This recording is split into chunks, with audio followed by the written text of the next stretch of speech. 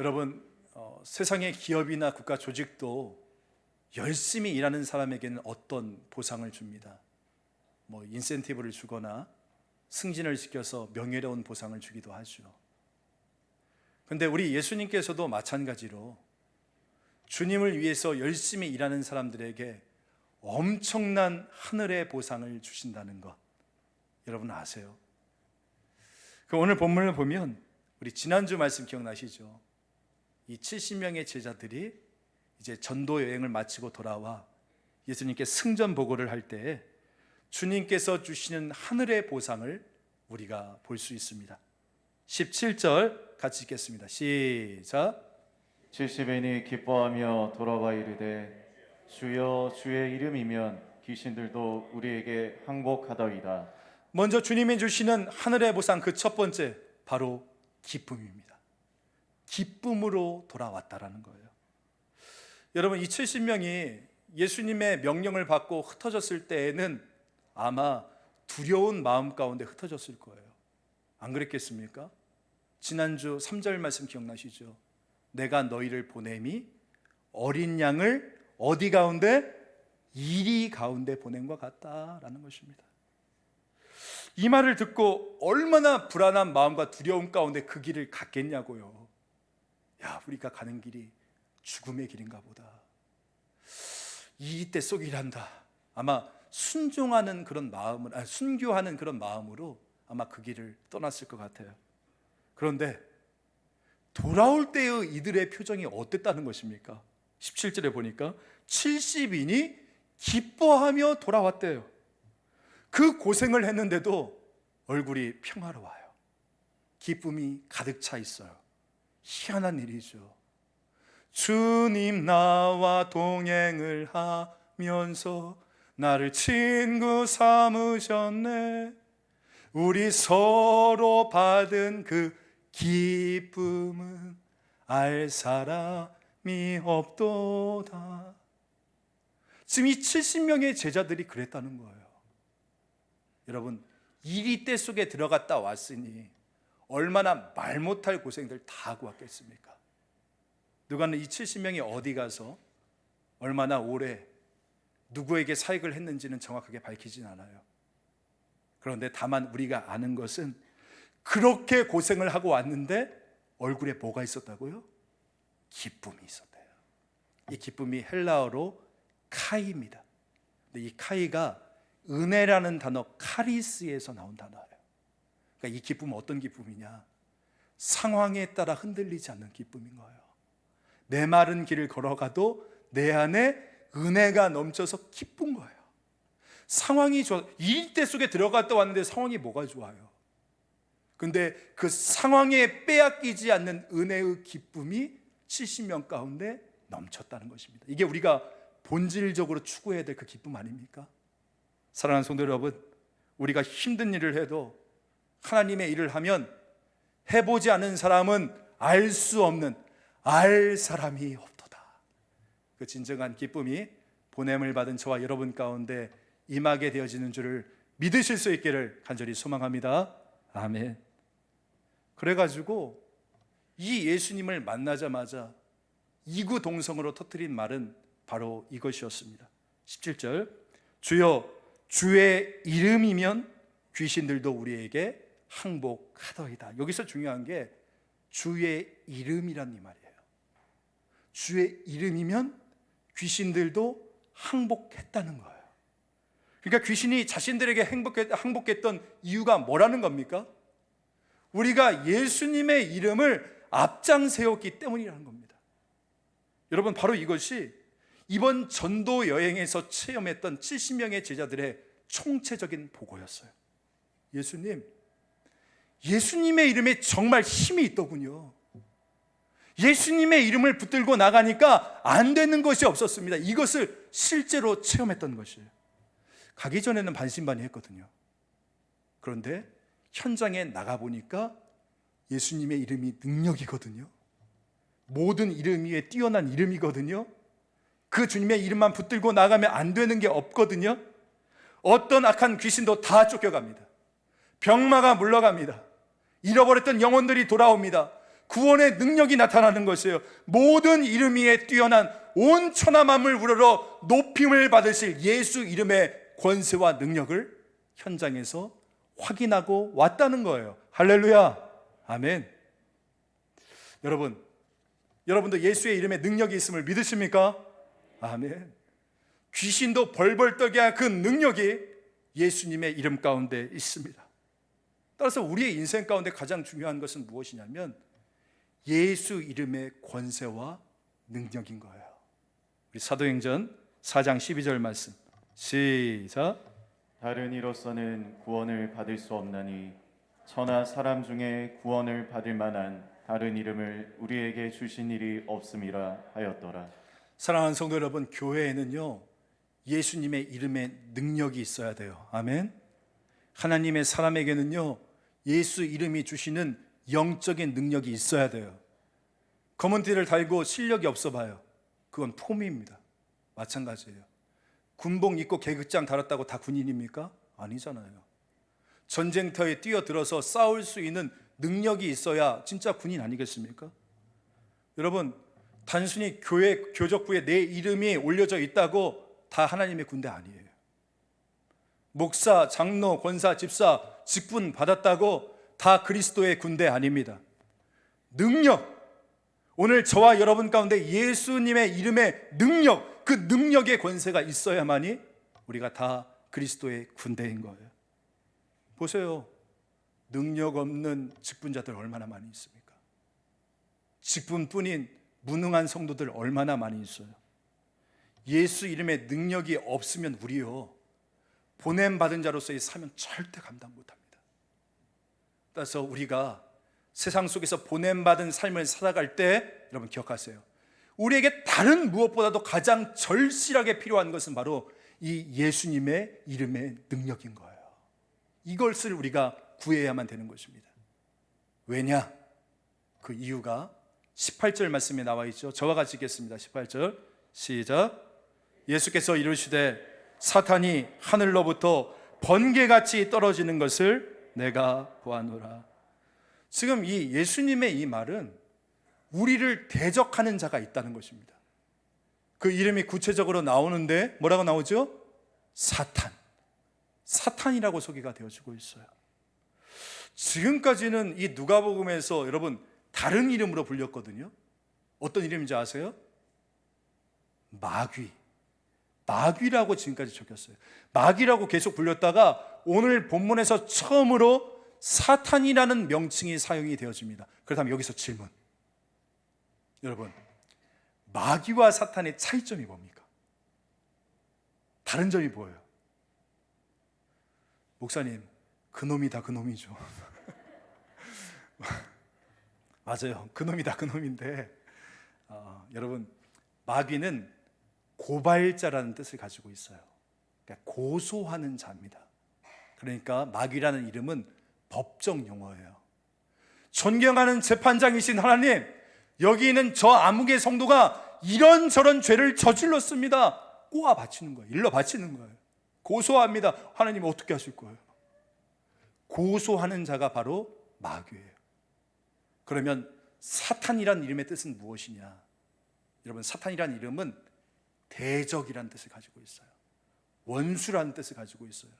영어로 enemy죠. 그러니까 이 마귀가 법정 용어라면 사탄은 전쟁 용어가 되어지는 겁니다. 그러니까 이 말은 오늘 우리가 날가라 명하시는 그 주님의 명령을 따라 보냄받은 이 세상, 즉 여러분의 가정, 여러분의 직장, 여러분의 삶의 현장이 뭐라는 거예요? 전쟁터라는 겁니다. 전쟁터. 이 때들이 이때잖아요. 오늘 그곳에 실제적으로 여러분들을 위협하고 공격하는 실제적인 대적이 있다는 것입니다. 바로 누구요? 사탄이 있다는 것이에요. 그런데 예수님께서는 지금 돌아온 제자들에게 대적자 사탄이 하늘에서 떨어지는 것을 보았다라고 말씀하십니다. 이 말은 사탄이 치명상을 입었다는 거예요. 정말 자신의 능력의 절정에서 확 추락해 버렸다는 말이거든요. 조금 전까지만 해도 절대로 떨어지지 않을 것처럼 강성하고 오만했던 그 사탄의 세력이 그 권자에서 돌연히 갑자기 순식간에 추락해 버린 것입니다. 왜? 급소를 찔렸기 때문에, 치명타를 입었기 때문에. 여러분, 사탄의 급소가 뭔지 아세요? 바로 예수 그리스도의 십자가의 복음을 먼저 우리가 순종하고 그것을 전하는 것, 이것이 바로 사탄의 급소인 겁니다. 여러분, 지금 이 예수님의 말씀의 핵심이 뭔지 아세요? 보세요. 사탄의 추락과 제자들의 복음 전파가 동시에 일어났다는 것을 예수님이 말씀하고 있어요. 그렇습니다. 여러분, 제자들이 예수님 따라다니면서 성경 공부 많이 했잖아요. 그렇지만 이들이 성경 공부할 때 사탄이 하늘에서 떨어지지 않았어요. 제자들이 예수님 도와서 사역 많이 했잖아요. 오병이어의 5,000명을 먹인 사건, 제자들이 바구니 돌리면서 엄청나게 많은 사역들을 했죠. 그렇지만 이들이 사역할 때 사탄이 하늘에서 떨어지지 않았어요. 그러면 언제 사탄이 하늘에서 떨어졌냐? 언제입니까? 이들이 주님의 명령에 따라 나가서, 즉 현장에 가서 복음을 전할 때, 하나님 나라를 선포할 때, 그 지역에 있는 어둠의 권세들을 예수의 이름으로 내쫓을 때, 그래서 잃어버린 영혼들이 돌아오는 바로 그 순간에 사탄이 하늘에서 추락했다. 할렐루야. 여러분, 교회가 많은 일을 할 수가 있어요. 우리 교회도 뭐 성경 공부도 있고 제자 훈련도 있고 부역 모임도 있고 다 있어요. 영적인 수준을 높이는 것이니까 좋죠. 그렇지만 여러분 기억하세요. 성경 공부만 하고 있을 때에는 사탄이 하늘에서 떨어지지 않아요. 성경 공부한 사람들, 제자 훈련한 사람들, 구역 모임을 가진 사람들이 그 은혜의 감격을 가지고 나가서 말씀을 나누고 복음을 전파할 때, 그때 사탄이 하늘에서 떨어지는 줄 믿으시길 간절히 소망합니다. 정말 여러분이 그 두려움 이겨내고 부끄러움 무릅쓰고 여러분의 직장에 나가서 그 어떤 누군가에게 여러분이요 복음을 전하는 그 순간에 사탄이 하늘에서 떨어진다는 거예요. 여러분께 한번 묻겠습니다. 여러분 올 한 해 누군가에게 복음 전해보신 적 있으세요? 아니면 여러분 지금까지 신앙생활 하면서 누군가에게 전도해 보신 적 있으세요? 왜 다 제 눈을 피하시는 거예요? 여러분, 그러니까 내 인생에서 사단이 안 떨어지는 거예요. 내려놓음의 저자 이용규 선교사님 아시잖아요. 그분이 국내 여러 교회를 다니면서요, 교회가 어떤 큰 어려움을 겪는데 그 어려움을 뚫고 나간 교회는 두 가지를 한대요. 두 가지를. 뭔지 아십니까? 첫 번째, 온 재직들이 전도의 불길을 일으키고, 두 번째로는 선교에 올인한다는 거예요.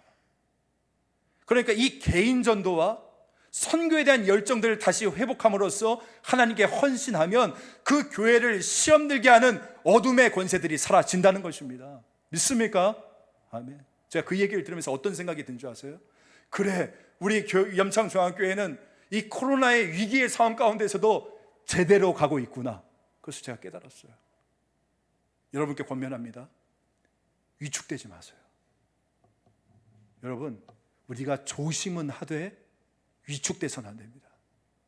우리 교회가 전도하는 교회, 선교하는 교회, 다음 세대를 살리는 교회로 가면 우리 염창중앙교회는 사탄이 두려워하고 하나님께서 기뻐하시는 그런 엄청난 교회가 되어질 줄 믿습니다. 오늘 저와 여러분이 그 어떤 어려움도 이겨내고 전도와 선교에 올인할 수 있는 우리 교회 되어지기를 주님의 이름으로 축복합니다. 아멘. 근데 여기에 한 가지 문제가 있어요. 여러분, 이 70명의 이 제자들의 선교 보고를 보니까 19절 말씀 보세요. 뱀과 전갈을 제어할 수 있는 능력이 있고, 또 뭐라고 합니까? 또한 내가 권세를 얻었다, 그 이야기를 합니다. 그러니까 여러분, 지금 제자들의 관심이 어디에 있는 것입니까? 어디에 관심이 있어요? 능력에 관심이 있어요. 능력에.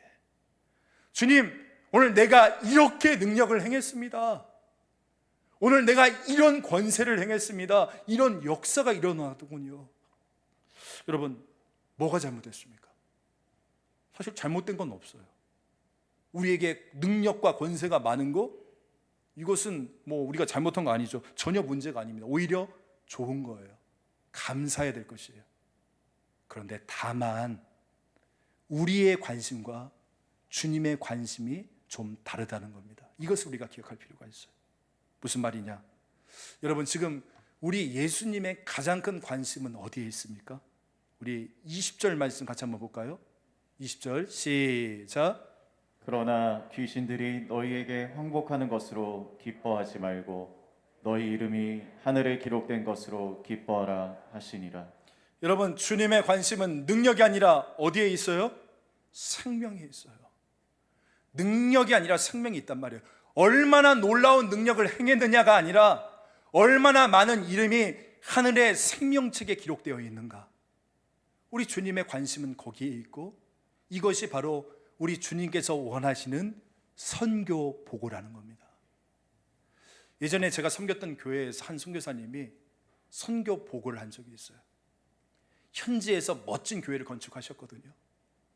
얼마나 예배당을 멋지게 지어 놓으셨는지 성도분들에게 그 사진을 보여주는데 정말 멋져요.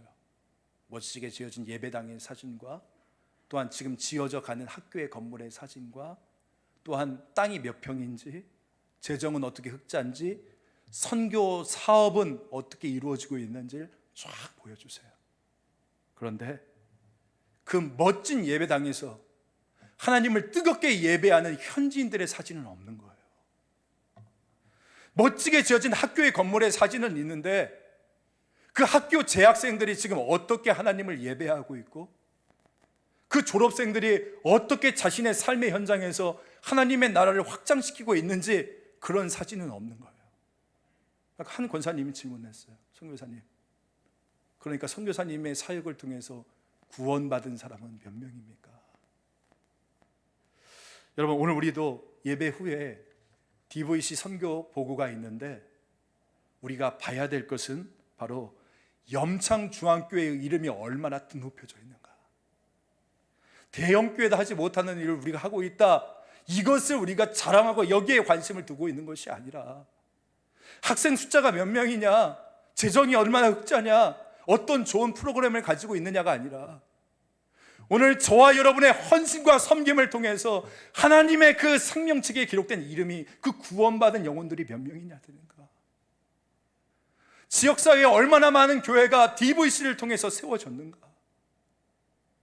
가톨릭이 80%, 90%가 되어진다고 하는 그 불모지와 같은 땅 가운데서 지금도 어떤 하나님의 구원의 역사가 DVC를 통해서 이루어지고 있는가. 이것들이 나누어지고, 그래서 저는 정말 우리 주님이 기뻐하시는 그런 선교 보고가 되어지기를 간절히 소망합니다. 사랑하는 성도 여러분, 많은 교회가 사실상 능력을 사모합니다. 세상을 향해서 교회가 무엇인가를 보여줄 수 있는 어떤 힘을 갖고 싶어요.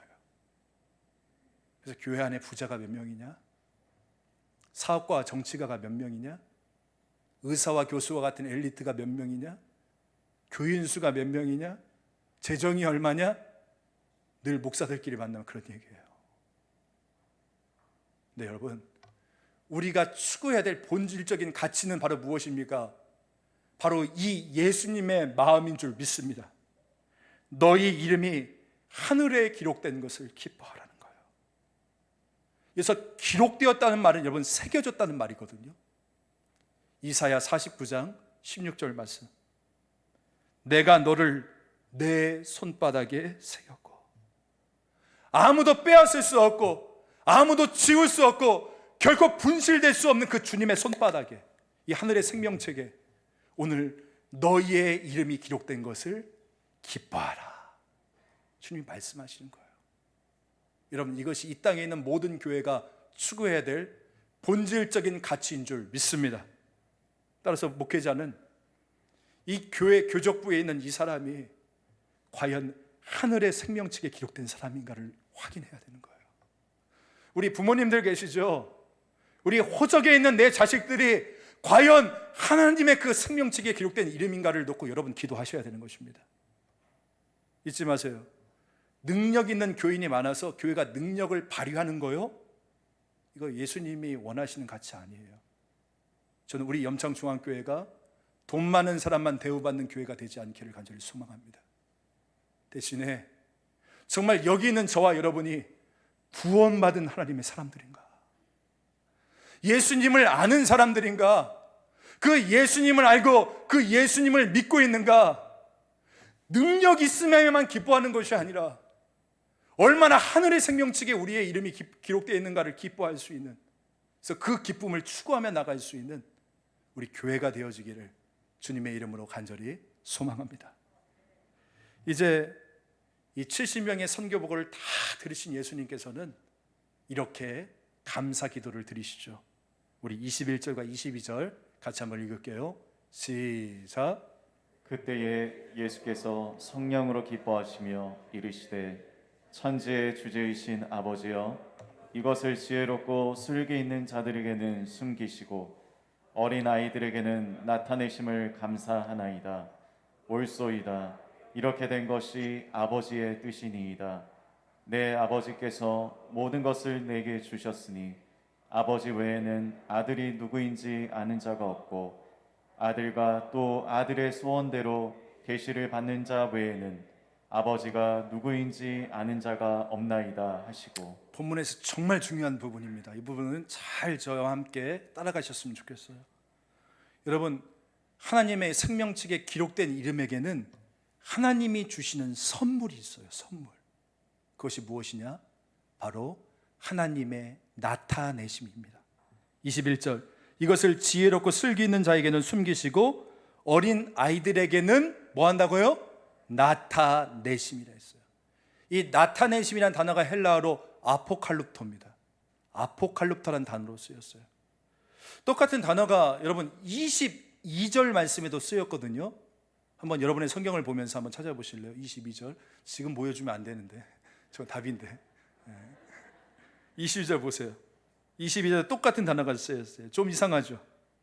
나타내심이라는 단어가 22절에는 없어요. 그런데 여러분 22절에서 아포칼립토는 이제 보여주세요. 계시라는 말로 쓰여 있어요. 그러니까 21절의 나타내심과 22절의 계시가 정확하게 같은 단어라는 겁니다. 그러니까 오늘 저와 여러분이 하나님의 생명책에 그 이름이 기록된 이유는, 또한 내가 예수님이 누구신지를 보고 듣고 알고 믿게 되어진 그 근본적인 이유, 원인은 바로 무엇입니까? 아포칼립토, 계시라는 겁니다. 하나님의 나타내심이라는 거예요. 여러분, 복음은 계시입니다. 믿습니까? 아멘. 우리가 배워서 아는 게 아니에요, 여러분. 우리의 영안이 열려야 되는 거예요. 우리에게 나타내지는 거예요. 그래서 하나님을 아는 그 거룩한 지식이 내 안에 생기는 것입니다. 그렇다면 누가 이 일을 할 수 있느냐? 여러분 기억하십시오. 하나님만이 일을 하실 수 있습니다. 믿습니까? 여러분, 계시에는 두 가지 단계가 있거든요. 첫 번째는 숨기는 거예요. 계시는 먼저 숨깁니다. 다른 세상 사람들 보지 못하도록 숨겨요. 그리고 두 번째가 나타내심이에요. 하나님의 자녀, 생명책에 기록된 이름에게만 보여주시는 거예요. 나타내 주시는 거예요. 제가 이것을 딱 보는데 보물찾기가 떠올랐어요. 우리 어렸을 때 선생님들 보물찾기 하잖아요. 우리 막 그 종이를 숨겨놔요. 찾아. 근데 못 찾는단 말이에요. 그럼 그걸 누가 찾아낼 수 있습니까? 숨겼던 사람이 보여주는 거예요. 나타내 주는 거예요. 이게 바로 계시입니다. 계시는 하나님만이 숨길 수 있고 하나님만이 나타내 주시는 것입니다. 여기에 기독교 복음의 핵심이 담겨져 있어요. 여러분, 복음은요, 우리가 찾아가는 것이 아닙니다. 불교에는 득도라고 하잖아요. 득도. 도를 득할 수 있대요. 찾을 수 있대요. 하지만 기독교의 복음은 우리가 찾을 수도 없을 뿐더러 못 찾습니다. 그래서 21절 말씀에 보니까 세상에 지혜 있고 슬기로운 자들이 찾으려고 했지만 찾지 못했다라고 얘기가 나와요.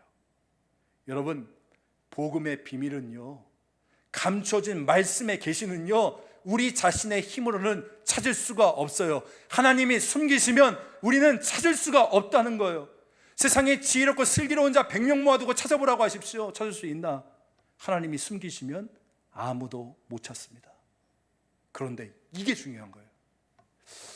오늘 저와 여러분은 그러면 어떻게 찾았나? 어떻게 이 복음의 비밀을 저와 여러분은 보고 듣고 알고 믿게 되었는가? 어떻게 저와 여러분의 이름이 생명책에 기록되었는가? 이유는 한 가지입니다. 바로 하나님의 나타내심, 계시의 은혜가 되어지는 거예요. 22절 한번 보세요. 아들과 또 아들의 소원대로 계시를 받은 자 외에는 아버지가 누구인지 아는 자가 없나이다. 이런 거죠. 제 딸 이름이 효원이에요. 효원아, 이리 와봐. 아빠가 너에게만 보여줄게.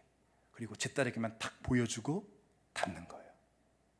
그러니까 하나님께서 그 비밀을 보여주기 원하는 자에게만 싹 펴서 보여주고 다른 사람 못 보게 탁 즉시 닫는 것입니다. 그래서 이게 계시, 영어로 reveal이에요. 드러내주는 거예요. 보여주는 거예요. 가르쳐주는 거예요. 여러분, 우리가 똑같은 성경을 보는데요, 신기한 게 뭔지 아십니까? 어떤 사람은 이게 도저히 믿어지지 않는 사람이 있대요. 태초에 하나님이 천지를 창조하시니라, 이게 안 믿어진다는 거예요. 홍해 바다가 갈라지고 예수님이 무리를 걸으시고 오병이어의 기적이 일어나고 십자가의 죽음과 부활의 사건이 안 믿어진대요. 근데 참 이상하죠. 왜 저는 믿어질까요? 저는 태초에 하나님께서 천지를 창조하셨던 이 말씀이 믿어져요. 하나님께서 이 세상을 사랑하사 독생자를 주셨으니 이를 믿는 자는 멸망치 않고 영생을 얻는다라는 그 말씀이 믿어져요. 왠 줄 아세요?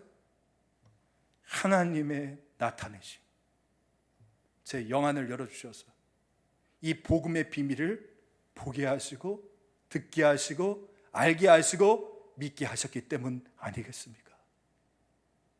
아람 군대가 엘리사의 집을 쫙 포위합니다.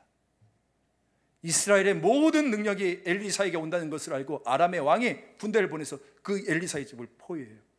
그때 사환이 그거 보고 놀라지 않습니까? 선생님, 지금 아람 군대가 우리 집을 다 포위하고 있습니다. 근데 그때 하나님이 그 사환의 영안을 열어주심에 뭐가 보입니까? 자기 집을 둘러싸고 있는 아람의 군대를 둘러싸고 있는 하나님의 불말과 불병거가 보이는 거예요. 이게 하나님의 나타내심입니다. 주 안에서 사랑하는 성도 여러분, 오늘 저와 여러분 가운데 이 하나님의 나타내심의 은혜가, 이 하나님의 계시의 은혜가 저와 여러분 가운데 충만하게 임하여서 오늘 우리가 예수님이 누구신지 이 복음의 비밀을 보고 듣고 알고 믿을 수 있는 저와 여러분 되시기를 주 예수 그리스도의 이름으로 간절히 축원합니다. 마지막 질문이에요. 그럼 하나님께서는 이 영안을 열어주시는 사람은 도대체 누구냐는 거예요. 누구에게 영안을 열어주시냐는 겁니다. 이게 가장 중요한 부분입니다. 누구에게 영안을 열어주실까? 우리 다시 21절 말씀 한번 볼까요? 21절. 이것을 지혜롭고 슬기 있는 자들에게는 숨기시고 누구에게만 나타내신다고요? 어린 아이들에게만 나타내심을 감사한다. 그러니까 계시의 대상이 어린 아이와 같은 사람이래요. 그런데 이 어린 아이는 그냥 어린 아이가 아니죠. 본문에 나오는 어린 아이는 헬라어로 네피오이스입니다. 네피오이스라는 단어로 쓰였어요. 이 네피오이스가 어떤 어린 아이인지 히브리서 5장 13절로 한번 가보죠. 5장 13절 말씀. 저 맨 마지막 부분 보세요. 단단한 음식은 못 먹고 젖이나 먹어야 할 자가 헬라어 네피오이스로 쓰였습니다. 그러니까 계시의 대상이 누구예요? 젖먹이와 같은 아기라는 거예요. 신생아 아기. 여러분, 신생아 아기를 한번 떠올려 보세요. 우리 얼마 전에 신생아 강남기도 했잖아요. 이 신생아 아기의 생존과 행복은 여러분 뭐에 달려 있습니까? 그 아기 자신의 어떤 지혜나 똑똑함이나 슬기에 달려 있어요? 이런 건 하나도 안 중요한 거죠. 여러분, 이 젖먹이 아기, 신생아 아기의 생존과 행복은 바로 전적으로 부모의 능력과 부모의 의지에 달려 있는 거 아닙니까? 마치 이런 것처럼 복음의 비밀이 그와 같다는 거예요. 젖먹이 아기처럼 전적으로 하나님의 능력, 하나님의 지혜를 바라보는 자, 의지하는 자, 신뢰하는 자에게는 여러분 기억하십시오, 우리 하나님께서 이런 자들에게 은혜를 나타내 주십니다. 계시를 주십니다. 영안을 열어 주십니다. 하나님의 불말과 불병거를 보여주신다는 것입니다. 믿습니까? 아멘. 저희 아이들이 어렸을 때는 저를 100% 신뢰를 했어요. 아빠는 슈퍼맨이죠. 뭐든지 다 할 수 있는. 그래서 장난감 고장나면 막 아빠하고 달려오고, 뭐 필요하면 아빠하고 달려오고. 그런데 이제는 과거형이에요. 지금은 이 아이들이 점점 커가면서 아빠를 불신하기 시작했어요. 대신 유튜브를 신뢰해요. 스마트폰을 신뢰해요. 친구를 더 신뢰해요. 여러분, 이것은 오늘 저와 여러분의 모습이자 우리 신자들의 모습 아닙니까? 처음에 우리가 신앙생활을 할 때에는 정말 순수하게 우리 아빠 하나님만 바라봤어요. 하나님, 아빠, 아버지, 하나님만 신뢰해요, 믿어요. 그런데 조금 크니까 아버지, 왜 이거 안 해주세요? 왜 이거 못 하세요? 그리고 나중 되면 아버님, 이제 아버지도 아니야. 아버님, 돈 주셔야죠. 예, 자식 대학 붙여주셔야죠. 마치 며느리가 시아버지 대하듯이 그렇게 되어지는 거예요. 여러분, 오늘 저와 여러분은 하나님을 어떻게 부르고 계십니까? 정말 바라기는 오늘 여러분, 하나님께서는 저와 여러분이 하나님을 아빠, 아버지라고 부르는 것을 잘 기뻐하세요. 믿습니까? 우리 로마서 8장 15절 말씀 저와 같이 한번 읽어볼게요. 시작. 너희는 다시 무소하는 종의 영을 받지 아니하고 양자의 영을 받았으므로 우리가 아빠, 아버지라고 부르짖느니라. 아멘. 주 안에서 사랑하는 성도 여러분, 여러분의 기도의 골방에서 하나님을 부르실 때에 아빠라고 한번 불러보세요. 어린아이가 그 아빠를 전적으로 신뢰하듯이 아빠, 아버지라고 한번 불러보세요. 지난주에 한 성도의 가게를 신방을 했거든요. 이런저런 이야기를 나누면서 저에게 하는데 이런 말씀하시는 거예요. 목사님, 두려움과 불안함이 제일 커요. 그 말씀을 하더라고요. 그리고 오늘 일부 예배를 마치고 목양실 올라가는데 한 청년이 목사님 잠깐 이야기하고 싶다고, 그래서 목양실 따라오더라고요. 근데 앉자마자 막 울기 시작하는 거예요. 목사님, 제 안에 두려움이 너무 큽니다. 불안함이 큽니다. 막 우는데 오늘 우리의 삶이 그렇지 않습니까? 내가 전혀 원치 않던 질병이 찾아오기도 하고, 관계가 깨어지기도 하고, 내가 감당할 수 없는 그 어떤 장애물이 우리 앞을 딱 가로막고 있어요. 두려움과 불안함이 크죠. 네, 여러분 기억하세요. 이 두려움이 나에게 다가오는 순간에 여러분이 아빠, 아버지라고 그 이름을 부르면요, 저는 믿습니다. 하나님께서 가장 기뻐하실 것이고 벌떡 그 자리에서 일어나실 거예요. 그리고 여러분을 향해서 단번에 달려오시면서 하늘의 놀라운 은혜와 하나님의 나타내심의 역사를 허락해 주실 줄 믿습니다. 오늘 이 시간 이렇게 기도합시다. 주여, 오늘 나에게 계시의 영을 허락하여 주시어서 나의 영안이 열리게 하시고 내가 영적인 시각이 열리게 하여 주셔서 오늘 나를 지켜주시고 보호하시는 하나님의 불말과 불병거를 볼 수 있는 저희들 되게 하여 주옵소서. 같이 기도하는 저와 여러분들 되기를 주 예수 그리스도의 이름으로 간절히 소망합니다. 하나님 아버지, 감사합니다. 오늘 또 아빠, 아버지라고 부를 수 있는 우리 아버지가 계심을 참으로 감사합니다. 두려움의 순간, 내 힘과 능력으로 감당할 수 없는 그 순간 아빠, 아버지라 부르며 주님께 나아갈 수 있는 저희들 될 수 있도록 인도하여 주옵시고, 그럴 때 우리에게 하나님의 나타내심을 보여주시고 또한 예수 이름의 권세와 능력을 허락하여 주시어서 이 세상 속에서 주님의 능력 붙잡고 승리하며 살아갈 수 있는 저희들 되게 하여 주옵시고, 동시에 능력만에 기뻐하는 우리가 아니라 우리를 통하여 구원받은 그 영혼을 위해서 영혼 때문에 기뻐할 수 있는 저희들 되어질 수 있도록 주께서 은혜 허락하여 주시옵소서. 감사드리며 그 주 예수 그리스도의 이름으로 기도합니다. 아멘.